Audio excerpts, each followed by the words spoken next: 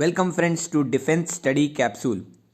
Today I'll be sharing my experience with you all on how to get screened in. Friends, बहुत लोगों का ये question होता है कि स्क्रीनिंग कैसे हो भाई। बाकी तो हम देख लेंगे 5 दिन का, स्क्रीनिंग का कोई बता दो भाई। स्क्रीनिंग होना है तो there is a simple strategy to follow जो मैं अभी बताने वाला हूँ आगे के वीडियो में। कैसे हम स्क्रीन इन हो सकते हैं हर टाइप की एंट्री में, बिकॉज बहुत सारी एंट्रीज ऐसी होती हैं जो टेक्निकल एंट्री होती हैं जिनमें स्क्रीन इन होना बहुत मुश्किल होता है क्योंकि उसमें बहुत ज़्यादा स्ट्रेंथ आती है। अबाउट 400 कैंडिडेट्स भी आ जाते हैं टेक्निकल एंट्रीज में। So how to get screen in, so I will be sharing my experience with you today. So first of all सबको पता है कि SSB stage 1 is divided into 2 test, that is OIR test and PP and DT। So PP and DT में सबसे ज़्यादा दिक्कत होती है बंदों को कि PP and DT में स्टोरी नहीं बन रही भाई, क्योंकि कोई इमेजिनेशन ही नहीं आ रहा, कोई स्टोरी का आइडिया ही नहीं आ रहा, पिक्चर देख के ब्लैंक हो जाना। सो ये सबके साथ होता है, ये बहुत ही बेसिक प्रॉब्लम है, कोई टेंशन की बात नहीं है। जस्ट कुछ वेज हैं इस प्रॉब्लम को क्योर करने के। और OIR टेस्ट तो एक प्रैक्टिस बेस्ड टेस्ट है, जितनी आप इसकी प्रैक्टिस करेंगे उतना ये आपका स्ट्रांग होता रहेगा। तो चलिए इसके बारे में डीपली डिस्कस करते हैं। सो फर्स्ट ऑफ ऑल मैं डिस्कस करूंगा SSB के OIR टेस्ट के बारे में। OIR as you all know इसका फुल फॉर्म क्या होता है, officers intelligence rating test. So OIR test में जनरली टाइप ऑफ प्रॉब्लम आती है वो रीजनिंग की प्रॉब्लम्स होती हैं। So this reasoning problems are generally they come from the test of intelligence, they test the intelligence. Now test of intelligence कैसे लिया जाता है, इसमें सेट ऑफ प्रॉब्लम्स होती हैं जिनका आपको आंसर देना होता है इन अ गिवन टाइम। सो एक टाइम बेस्ड प्रोसेस है, टाइम बेस्ड टेस्ट है, तो इसकी आपको प्रैक्टिस करनी पड़ेगी अगर आपको इसमें स्कोर अच्छा करना है। और कुछ बच्चे ऐसे भी कहते हैं या कुछ कैंडिडेट्स ऐसा भी कहते हैं कि OIR का कोई ज़्यादा सिग्निफिकेंस नहीं होता है SSB में। तो मैं आपको बताना चाहूँगा कि OIR का बहुत सिग्निफिकेंस होता है। OIR टेस्ट का ग्रेड होता है 1, 2, 3 and 4। तो इनमें से आपको अगर 1 ग्रेड मिलता है तो आप एक अच्छे कैंडिडेट हो, आपका इंटेलिजेंस लेवल हाई है। 2 ग्रेड मिलता है तो मीडियम, 3 होता है तो लो एंड 4 होता है तो very low effective intelligence. So it is a test of effective intelligence and intelligence test. So it's officers intelligence rating. तो इसकी प्रैक्टिस कीजिए। अब प्रैक्टिस कहाँ से करें, बहुत कैंडिडेट बोलते हैं प्रैक्टिस कहाँ से करें और कितने टाइम पहले करनी चाहिए। अब OIR तो कोई बड़ा टेस्ट है नहीं, इसके लिए टाइम देने की ज़रूरत नहीं है। लास्ट के अगर आपके SSB से पहले 7 डेज़ बचते हैं, इन 7 डेज़ में भी अगर आप OIR की प्रैक्टिस हर दिन 2 घंटा करते हैं, कम से कम 1 या 2 घंटा, तो आपका OIR तो बहुत स्ट्रांग हो जाएगा। इसमें बहुत ही बेसिक क्वेश्चन आते हैं जो आप वहाँ जाके भी आराम से कर सकते हैं विदाउट एनी प्रैक्टिस ऑल्सो। अगर आप प्रैक्टिस के बिना भी जाएंगे तो 30 to 35 क्वेश्चन तो आप ईजिली अटेम्प्ट कर सकते हैं। ओके, सो इसमें ज़्यादा कोई करने की ज़रूरत नहीं है, ज़्यादा आप ध्यान दीजिए PP and DT में। आगे मैं बताता हूँ PP and DT कैसे करते हैं। देखिए, इलाहाबाद का ही सीन है, यहाँ पे विक्रम बत्रा हॉल है, इसमें बैठे हुए हैं कैंडिडेट्स। यहाँ पे हो रहा है इनका स्टेज 1 टेस्टिंग। अब स्टेज 1 टेस्टिंग में ऐसे होता है, यहाँ पे आपको लिखने के लिए बैठा देते हैं, आपको PP and DT के लिए शीट दे देते हैं। PP and DT की शीट देने के बाद आपको इंस्ट्रक्शन दिए जाते हैं। इंस्ट्रक्शन के बाद एक पिक्चर फ्लैश की जाती है जो कि ब्लर्ड होती है फॉर 30 सेकेंड्स। 4 मिनट्स दिए जाते हैं आपको पिक्चर लिखने के लिए, 1 मिनट दिए जाते हैं पहले, 4 मिनट से पहले उस पिक्चर को डिस्क्राइब करने के लिए। उसके बाद होती है आपकी GD कुछ ऐसे होती है, यहाँ पे सेट ऑफ ये आपके होते हैं जो GTOs होते हैं और इंटरव्यूइंग ऑफिसर होते हैं, वो बैठते हैं और वो आपको एसेस करते हैं ऑन योर ग्रुप डिस्कशन। तो आप नरेट करते हैं अपनी स्टोरी, देन ग्रुप डिस्कशन होता है जिसमें कॉमन कंक्लूजन निकालना होता है। पर जनरली कॉमन कंक्लूजन स्टोरी कभी बनती नहीं है, बहुत ही रेयर केसेस होते हैं जिनमें वो बोलते हैं कि आप कॉमन कंक्लूजन बताइए स्टोरी का। सो ऐसे होता है ग्रुप डिस्कशन। तो मैं आपको सारे हैक्स बताऊंगा कि ग्रुप डिस्कशन में कितनी बार बोलना है, GD में कैसे परफॉर्म करना है और अपनी स्टोरी कैसे नरेट करनी है। सबसे पहले आपको पता होना चाहिए कि PP and DT के लिए जो शीट दी जाती है वो कैसी दिखती है। सो PP फर्स्ट जो जा रहे हैं फ्रेशर, उनको पता होना चाहिए कि PP and DT शीट कुछ ऐसी दिखती है। इसमें सबसे पहले आपको अपना नाम लिखना होता है, फिर आपको अपना UPSC roll number, then chest number and then batch number. अब यहाँ पे क्या होता है, यहाँ पे एक बॉक्स बना होता है, this box depicts the picture. अब आपको एक पिक्चर दिखाई जाएगी जो कि स्क्वायर शेप की ऐसी होगी। यहाँ पे एक मान लीजिए कैरेक्टर है, यहाँ पे दूसरा कैरेक्टर है। सो इस बॉक्स में भी आपको ड्रॉ करना होगा, यहाँ पे एक कैरेक्टर है और यहाँ पे एक कैरेक्टर है, इनका मूड आपको डोनेट करना होगा, यहाँ पे इनकी एज और इनका जेंडर डोनेट करना होगा।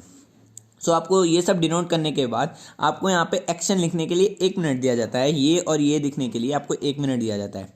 Action as well as the box, filling the box, you are given 1 minute. So you are given 1 minute to fill this things. So action कैसे लिखेंगे, अभी आगे आपको एक एग्जाम्पल दूंगा जिसमें आपको बताऊंगा एक्शन कैसे लिखा जाता है। ओके, देन आपको लिखनी पड़ती है स्टोरी यहाँ पे 4 मिनट्स के अंदर। 4 मिनट्स के अंदर आपने कंप्लीट कर ली अपनी स्टोरी, उसे थोड़ा आपको करना पड़ता है मेमोराइज, ताकि आप नरेशन में अच्छे से बोल सकें। तो आगे बात करते हैं। पहला एग्जांपल हम लोग यहाँ पे एक स्टोरी का ले लेते हैं, जिसमें मैं आपको बताऊंगा कैसे एनालाइज करते हैं हम लोग स्टोरीज को।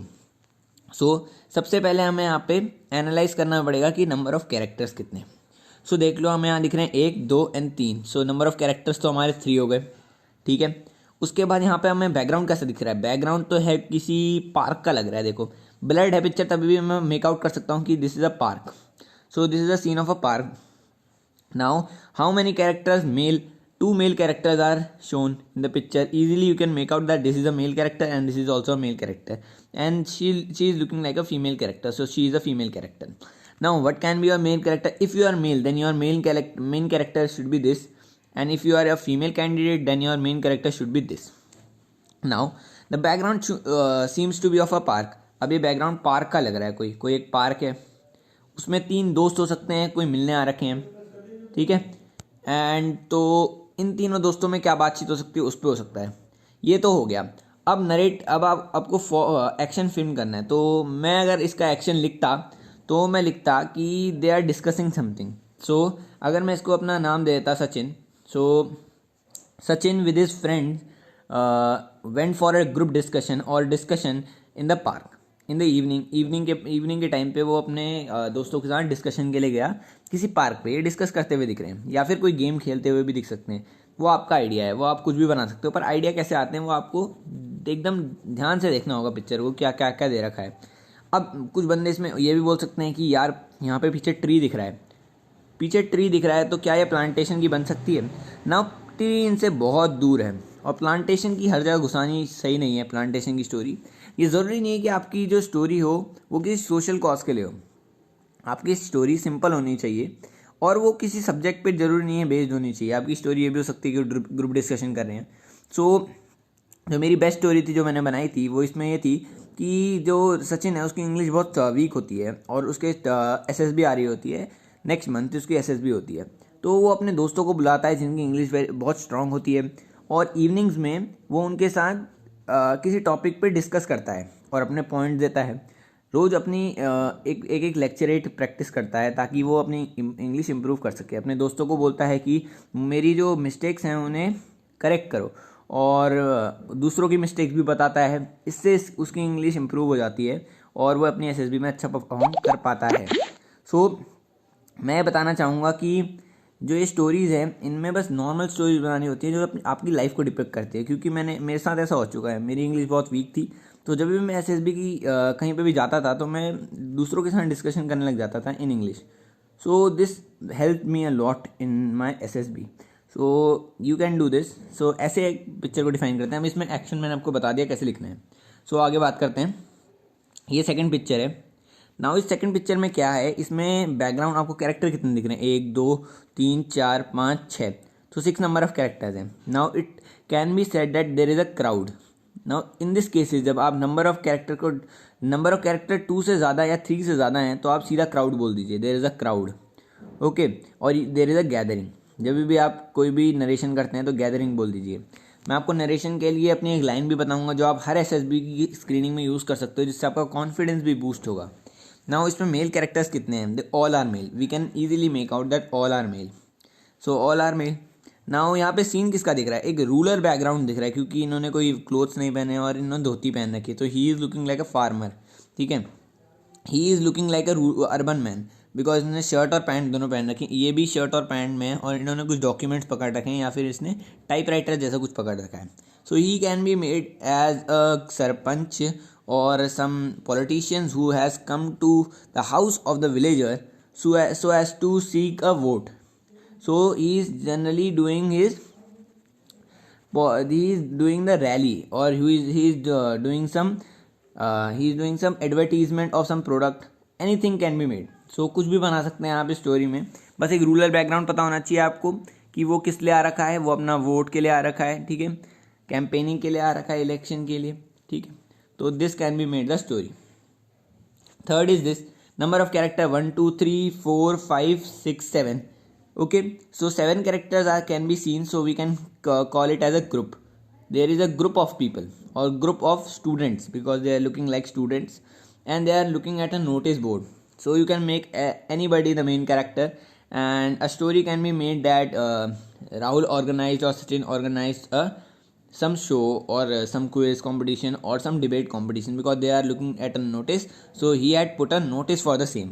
So उसने एक नोटिस बोर्ड लगा दी, नोटिस बोर्ड में एक नोटिस लगा दिया कि ये कंपटीशन है और उसने कैसे ऑर्गेनाइज किया, वो स्टोरी बन सकती है इसमें इजीली। सो ऐसी पिक्चर्स में सिंपल ऑर्गेनाइजिंग वाली स्टोरी भी काम कर जाती है। तो अब टिप्स एंड ट्रिक्स क्या हैं, मैं आपको एक लाइन बता देता हूँ जो आप कहीं पे भी यूज़ कर सकते हैं जब आप नरेशन करते हैं। अब आप बताते हैं नरेशन और जीडी के लिए टिप्स एंड ट्रिक्स। सो सबसे पहले नरेशन में सबसे पहले आपको एक सेमी सर्कल वे में बैठा दिया जाएगा जहाँ पे 1 2 3 या 4 जीटीओ या फिर एसएसआर्स मौजूद होंगे, GTO interviewing officers and psychologist. अब यहाँ पे आपकी नंबर डिपेंड करता है आपकी एंट्री कौन सी है। 15 हो सकते हैं, जनरली 15 होते हैं, 10 to 15 एंड एंट्री में 10 होते हैं और 20 to 15 to 20 होते हैं टीएस एंट्री में, टेक एंट्री होती है। सो आपका कोई भी नंबर हो सकता है 1 2 लेके 15 तक, ठीक है। उसके बाद आपको फर्स्ट ऑफ ऑल आपको नरेट करना होता है क्लॉकवाइज मैनर में या एंटी क्लॉकवाइज मैनर में, वो बता देते हैं, ठीक है। तो नरेशन से पहले अपनी स्टोरी को रिवाइज करते रहिए, जब तक आप नरेटिंग हॉल में, जब तक आप हॉल में आते हैं तब तक अपने माइंड में घुमाते रहिए जो आपकी स्टोरी है, धीरे धीरे घुमाते रहिए, ज़्यादा भी मत घुमाइए, धीरे धीरे घुमाते रहिए कि क्या सोचा था, क्या लिखा था, कि सोचते रहिए वो क्या लिखा था, ठीक है, जिससे आपको रिवाइज होती रहेगी स्टोरी। उसके बाद आपको क्या करना है, उसके बाद आपको करना है कि जब हॉल में पहुंच जाएं तो जब दूसरे स्टोरी नरेट कर रहे होंगे तो उन्हें अच्छे से सुने मत, बस एक्सप्रेशन देके आप सुन रहे हैं। दिस इज़ वेरी इंपॉर्टेंट, सुनना नहीं है उनको, उनकी स्टोरी मत सुनो ज़्यादा अच्छे से, बस उनको पॉइंट्स याद रखो कि वो क्या कह रहे हैं, पूरी स्टोरी नहीं सुननी, पॉइंट्स याद रखने हैं ताकि वो जीडी में काम है कि उन्होंने क्या पॉइंट दिए उसकी, और उसका थीम पक्का याद रखना है आपको, थीम पता होना चाहिए, बस पूरी मत सुनो, अपनी स्टोरी रिवाइज करते रहो बैक ऑफ द माइंड में, बस आपको थीम पता होना चाहिए उसका क्या है। सबकी स्टोरी हो गई, फिर आपकी स्टोरी आए तो ज़रा पैनिक मत करो। स्टार्टिंग की लाइन बता देता हूँ, स्टार्ट कैसे करना है। सो स्टार्ट करना है गुड मॉर्निंग फ्रेंड्स, और जो भी टाइम हो रहा है, good morning friends, from the picture shown to us, from the picture shown to us I have perceived.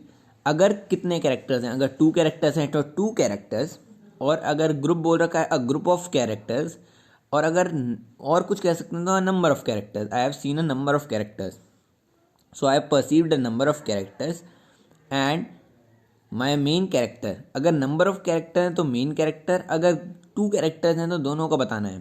So my main character is Sachin whose mood is positive and who is a male character, तो बताने की ज़रूरत नहीं है, सचिन नाम से पता लग रहा है। उसके बाद आप ये भी ऐड कर सकते हैं कि मेरा एक्शन क्या है। The action of my story is like he plans for a trip and he plans for a competition. So कुछ भी बना सकते हैं इसमें हम, पर ये आपको वॉइस मॉड्यूलेशन से बोलना होगा। लाइक मैं आपको एक बार बोल के दिखा देता हूँ, good morning friends, from the picture shown to us I have perceived 2 characters, my main character is Sachin who is a male character and the mood of the character is positive. My other character is a female character of age group about 18 to 20. She is also in positive mood and my the action of my story is that Rahul organizes a trip for the school and my story goes like this. ऐसे आप बोल सकते हैं पूरी line, इसे आप याद कर सकते हैं, कहीं पे लिख सकते हैं कि कैसे बोलना है, तो ये आपको हेल्प करेगा इन योर नरेशन। अब सबका नरेशन पूरा हो जाता है तो पहले ही आपको एसएसआर ने बता रखा होता है कि जैसे ही नरेशन सबका पूरा हो आप जीडी स्टार्ट कर दीजिए। जीडी मतलब ग्रुप डिस्कशन। अब ग्रुप डिस्कशन में अगर 15 बंदे हैं तो पक्का फिश मार्केट बनना ही है शुरुआत में।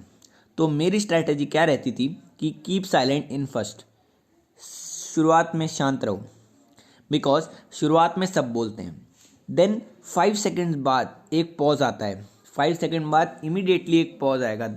आप नोटिस कर लेना हर एसएसबी की स्क्रीनिंग में कि 5 स्टार्टिंग में सब बोलने लग जाएंगे एंड 5 सेकेंड बाद एक पॉज, पॉज आता है। सो इस पॉज में क्या करना है, इस पॉज में आपको थोड़ी सी आवाज़ अपनी तेज़ करके बोलना है ज़ोर से। और आपको क्या बोलना है, आपको बोलना है friends from this picture I have perceived this much character and we all have perceived this much character only, क्योंकि बेसिक सब ने same number of characters perceive किए होते हैं। तो you can say that friends we all have made out that we have perceived this much of characters and the mood of the character seems to be positive. Now we should be laying emphasis on deciding the theme of the story because theme of the story पे कोई ध्यान नहीं देता। तो आपको ये बात अपनी लीडरशिप क्वालिटी दिखानी कि आप अलग हो दूसरों से, आप थीम पे ज़्यादा ध्यान देते हो rather than characters, age, mood, इन पे ध्यान मत दो ज़्यादा, ये सब बेकार चीज़ें हैं। Theme is very important.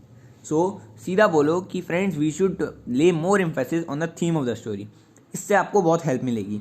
उसके बाद 4 to 5 पॉइंट्स रखते जाइए, बिकॉज अगर आपने उस पॉज में अपना इम्पैक्ट डाल दिया तो उस पॉज के बाद लोग आपको बोलने देंगे। अगर आप एक बार बोलने लग गए तो लोग चुप हो जाएंगे खुद ही। So this is very important. So ये थी मेरी सारी टिप्स एंड ट्रिक्स। अगर आपको कोई और क्वेरी है तो कमेंट सेक्शन में कमेंट्स कर देना। एंड मेरा इंस्टाग्राम पेज है डिफेंस स्टडी कैप्सूल के नाम से, उसे भी आप इंस्टा पे फॉलो कर सकते हैं। And if you want to if you have any query तो मेरा इंस्टाग्राम पेज है, उसमें तो आप मेरे को मैसेज कर ही सकते हैं, मैं पर्सनल मैसेजेस को आंसर कर देता हूँ। एंड कमेंट सेक्शन में कमेंट करिए और सारी वीडियोस देख लीजिए। जो टैट प्रैक्टिस सेशन है उसे करिए, उसका सॉल्यूशन मैं आपको दे दूंगा, वो आपको पीपीडीटी में भी बहुत हेल्प करेगा। सो टैट को आप पूरा टाइम लगा के करिए, मैंने टाइमर लगा रखा है उसमें। सो पूरा टाइम लगा के करिए।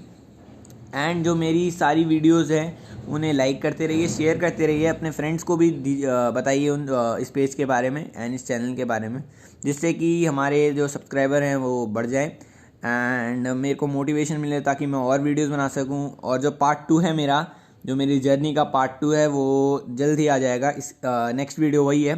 सो तब तक के लिए जय हिंद एंड स्टे